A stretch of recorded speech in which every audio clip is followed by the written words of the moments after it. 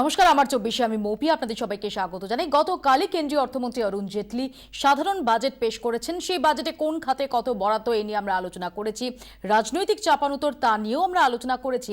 কিন্তু দিনের শেষে মোদ্দা কথা যেটা, যে আপনি আমি আমাদের যে কষ্টার্জিত আয় সেখানে কোথায় কিভাবে একটু সাশ্রয় করতে পারি বৈধ পথে, সেটাই আজকে জানার চেষ্টা করব। কিভাবে কিছুটা হলেও কর বাঁচানো যাবে এই সমস্ত জানবো। আমাদের সঙ্গে রয়েছেন দুই বিশেষজ্ঞ, রয়েছেন আয়কর বিশেষজ্ঞ নারায়ণ জৈন এবং রয়েছেন বিনিয়োগ বিশেষজ্ঞ প্রসেনজিৎ মুখার্জি। আপনাদের দুজনকেই স্বাগত জানাই। আপনারা আপনাদের প্রশ্ন আমাদের সামনে হাজির করতে পারেন এবং আমাদের বিশেষজ্ঞরা আপনাদের প্রশ্নের উত্তর দেবেন যে আমাদের এই কষ্টার্জিত আয় সেটা থেকে কিভাবে একটু হলেও আমরা সাশ্রয় করতে পারবো। ট্যাক্স রিটার্ন ফাইল করার সময় এসে গেল, হাতে 2 মাসও আর নেই, আর তার মধ্যেই কর বাঁচানোর ব্যবস্থা করে ফেলতে হবে। কোথায় কোথায় লগ্নি করলে আপনি করের অঙ্ক কমাতে পারবেন, দেখে নেওয়া যাক। আয়কর আইনে 80C ধারায় আপনি বছরে 1.5 লক্ষ টাকা পর্যন্ত আয়ের ওপর কর বাঁচাতে পারেন। দেখে নেওয়া যাক কোথায় কোথায় মিলবে সুবিধা। জীবন বীমা প্রিমিয়াম, পাবলিক প্রভিডেন্ট ফান্ডে সঞ্চয়, পোস্ট অফিসে ন্যাশনাল সেভিংস সার্টিফিকেটসে লগ্নি, ব্যাংকে কর ছাড়ের সুবিধাযোগ্য 5 বছরের মেয়াদি ফিক্সড ডিপোজিট, কন্যা সন্তানের নামে সুকন্যা সমৃদ্ধি অ্যাকাউন্টে সঞ্চয়, 2 সন্তানের টিউশন ফি, হোম লোনের আসল জমা। সবকটি ক্ষেত্র মিলিয়ে 80C ধারায় আপনি সর্বাধিক 1.5 লক্ষ টাকার ওপর কর ছাড় পাবেন। 80Cর বাইরেও রয়েছে কর ছাড়ের সুযোগ। ন্যাশনাল পেনশন স্কিমে করমুক্ত সঞ্চয়ের ঊর্ধ্বসীমা 50,000 টাকা। হোম লোনের সুদে কর ছাড়ের পরিমাণ সর্বাধিক 2 লক্ষ টাকা।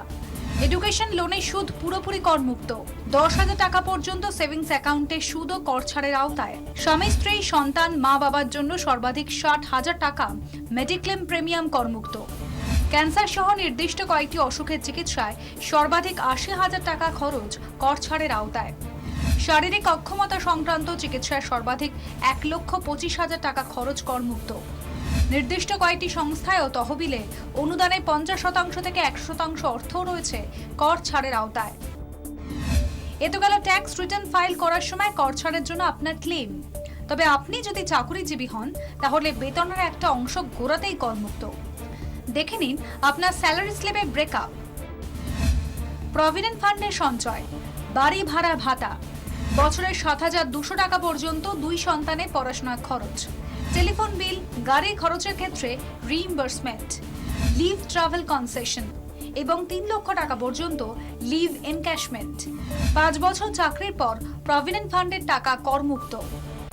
আপনার বেতনের সঙ্গে জুড়ে থাকা এই টাকার জন্য আপনাকে কোনো কর দিতে হবে না। ব্যুরো রিপোর্ট, 24 ঘন্টা।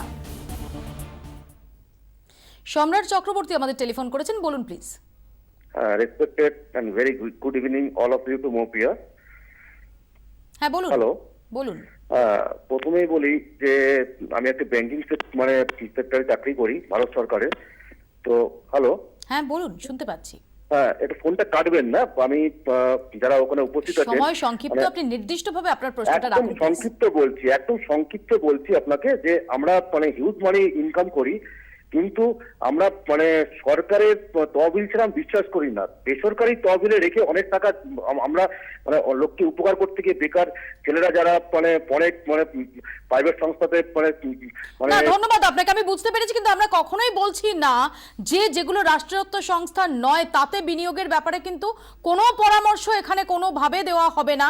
শুধুমাত্র আমরা যেটা প্রথমেই বললাম যে তুমি নির্দিষ্টভাবে কিভাবে বৈধ পথে আমাদের আয়ের মধ্যে কিছুটা আমরা সাশ্রয় করব, সেই প্রশ্নগুলোর উত্তরই খোঁজার চেষ্টা করছি মাত্র।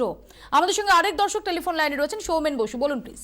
হ্যাঁ, আমি আসাম থেকে বলছিলাম। আমি সার্ভিস করি, তো আর কি ক্ষেত্রে কোথায় বিনিয়োগ করলে ট্যাক্সের সুবিধা পাওয়া যাবে বা ছাড় পাওয়া যাবে সেটাই জানতে চাইছিলাম। ধন্যবাদ আপনাকে। আমি প্রসেনজিৎ বাবুর কাছে প্রথমে আসবো এই প্রশ্ন নিয়ে। দেখুন, ট্যাক্সের সুবিধে আপনি যদি ইনকাম ট্যাক্সের কথা বলেন, তাহলে ইনকাম থেকে যে ট্যাক্সটা হচ্ছে সেইটার যদি কথা বলেন, তাহলে আমরা প্রোগ্রামের শুরুতেই যথেষ্ট বিস্তারিতভাবে ওখানে বলা হলো। আপনার প্রথমে সবচেয়ে প্রাইমারি হচ্ছে গিয়ে পিএফ আছে, পিপিএফ আছে, ইএলএসএস আছে, আর এগুলো যদি আপনি লিমিট কভার করে ফেলেন তাহলে আপনার আরও 50,000 টাকা এনপিএসের মধ্যে ধরা আছে। আর যদি আপনি আপনার কোনো বাড়ি বা কোনো ক্যাপিটাল গেইনসের যদি আপনি ট্যাক্সের কথা বলেন, তাহলে কিন্তু আজকাল 3 বছরের ক্যাপিটাল গেইনস বন্ড পাওয়া যায়, যেখানে আপনি 3 বছর পরে আপনি টাকাটা অ্যাক্সেস করতে পারবেন। ওখানে যদিও মানে আপনার ইন্টারেস্টটা হয়তো একটু সীমিত, কিন্তু আপনার ক্যাপিটাল গেইনস থেকে আপনি বাঁচতে পারবেন। মিস্টার জৈন, যদি আমরা দেখি যে মধ্যবিত্তের জন্য কিছুটা হলেও তো স্বস্তি দেখা গেছে কর ছাড়ের ক্ষেত্রে, সেটাকে অতিরিক্ত তা থেকে সাশ্রয়, তার জন্য আপনি কি পরামর্শ দেবেন? দেখুন, এটা বাজেট হলো, ফাইন্যান্স মিনিস্টার বাজেট দিল, তার মধ্যে লোকেদের খুব আশা ছিল যে এক্সামশন লিমিটটা বাড়াবেন, কিন্তু এক্সামশন লিমিটটা ফাইন্যান্স মিনিস্টার এই জন্য হয়তো বাড়ায়নি, কেন ওনার একটা ভয় ছিল যে 2.5 লাখ টাকা থেকে 3 লাখ কিংবা 3.5 লাখ করলে অনেকগুলো ট্যাক্স পেয়ার রিটার্ন জমা করবে না, মানে ওরা আওতা থেকে বেরিয়ে যাবে। আর এদিকে ইকোনমিস্ট সব বলছে যে আমাদের ট্যাক্স বেসটা আরও বড় করতে হবে, সেজন্য উনি করেছেন কি যে 10% ট্যাক্স ছিল ফার্স্ট স্ল্যাবে 2.5 লাখ টাকা থেকে 5 লাখ টাকা পর্যন্ত ইনকামের উপরে, সেটাকে 5% করে দিয়েছেন। আমি আসবো, দুজন দর্শক টেলিফোন লাইনে রয়েছেন, বিদ্যুৎ ঘটক রয়েছেন, বলুন বিদ্যুৎ বাবু। হ্যালো, হ্যাঁ বলুন। হ্যাঁ বিদ্যুৎ ঘটক বলছি, নিউ টাউন থেকে, কলকাতা। বলুন। আমার প্রশ্নটা নয় যে আপনারা যেটা বলছেন তার ঠিক কাছাকাছি একটা বিষয় যেটা মনে করবো না, সেটা হচ্ছে আমাদের যে মোদী সাহেব যেটা ছেড়েছে, যে আমাদের প্রধানমন্ত্রী যে ব্যাপারটা বলেছেন যে 5 লাখ পর্যন্ত যে কর ছাড় 10% ছিল 5%, কিন্তু 5 লাখের ওপরের যে স্ল্যাবটা যে 20%, 30% যে ব্যাপারটা, সেটা কি কোনো চেঞ্জ হয়েছে? আমি ঠিক এটা ঠিক বুঝে উঠতে পারছি না আমরা। ধন্যবাদ। আমি সেটা আরো বিস্তারিত আমরা গতকাল থেকেই সেটা বিশ্লেষণ করে আসছি, আজকেও করব। আরেক দর্শক টেলিফোন লাইনে রয়েছেন, অরুণ কান্তি তালুকদার রয়েছেন, বলুন প্লিজ। দিদি বলছি কি, আমার 2 ছেলে পড়াশোনা করে, একজন স্কটিশ কলেজে পড়ে, একজন 10-এ পড়ে।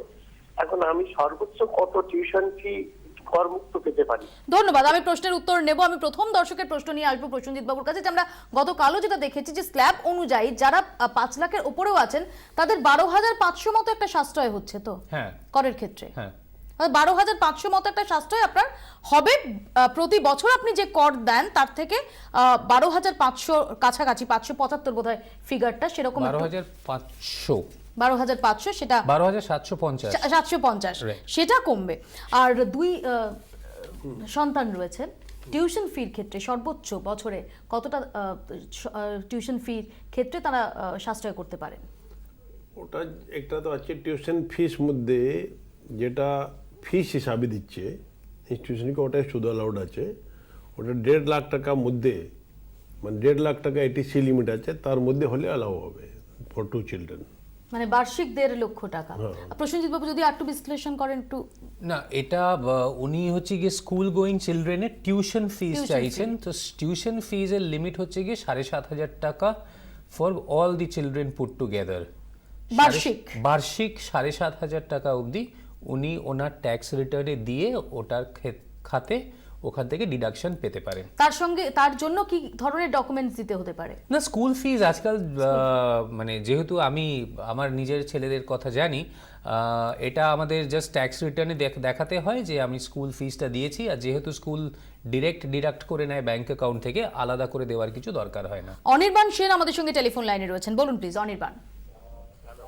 মৌপিয়াদি, বলুন। আমার একটা প্রশ্ন আছে, যেটা আমি বলছি অনির্বাণ সেন, রাজারহাট থেকে। বলুন। যেটা বলছি যে আমার একটা জমি আছে, সেই জমিটা আমি প্রমোটারকে দিতে চাই, তা প্রমোটার করবে, তা আমার জমি বিক্রির ব্যাপারে তখন কিরম কর আমি পাবো? ধন্যবাদ। আমি জানার চেষ্টা করবো। আরেক দর্শক রয়েছেন, সুকুমার চন্দ্র সাহা, বলুন প্লিজ। আমি বলছি কি, গত বছর যেমন 2.5 লাখ টাকা স্ট্যান্ডার্ড ডিডাকশন ছিল এবং 50,000 টাকা পেনশনারদের জন্য এক্সট্রা রিবেট ছিল, এবার কি সেই সুবিধাটা আছে? ধন্যবাদ আপনাকে। আমি বিস্তারিত জানবো। আমি প্রথম জনের প্রশ্ন নিয়ে একটু প্রসেনজিৎ বাবুর কাছে আসবো, যে জমি মানে তো সম্পত্তি, এটা একটু টাইম নিয়ে আমি বলছি, একটু কমপ্লেক্স। ধরে নিন উনি জমিটা বিক্রি করলেন, জমিটা বিক্রি করার পর যদি আপনাকে ডেভেলপার বলে যে আপনি জমিটা বিক্রি করেছেন, তার বদলে আপনি কিছু ফ্ল্যাট পাবেন বা আর তার সঙ্গে কিছু টাকা পাবেন, তাহলে তার ট্রিটমেন্টটা আলাদা। আর যদি উনি শুধু টাকা পান তাহলে তার ট্রিটমেন্টটা আলাদা। যদি আপনি টাকাটা মানে যদি একখানা পোর্শন যদি অ্যামাউন্ট যদি পান, তাহলে ওই বাকি যে ফ্ল্যাটটা আছে ওটা কিন্তু আপনার ডিমড ইনকাম ধরা হবে। I suppose sir can clarify on that, উনি একটু ভালো ক্ল্যারিফাই করতে পারবেন।